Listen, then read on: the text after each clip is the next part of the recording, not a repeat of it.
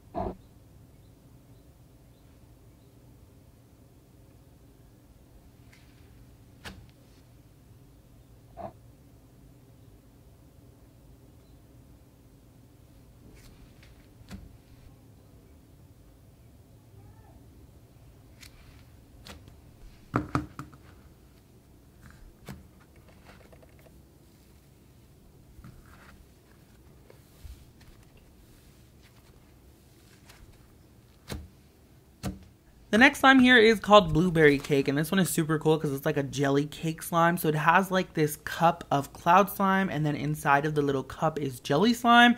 It's just amazing. The jelly slime itself feels so good, and when you mix it together, it turns into like a cloud slime still. You can still drizzle it. It's so amazing.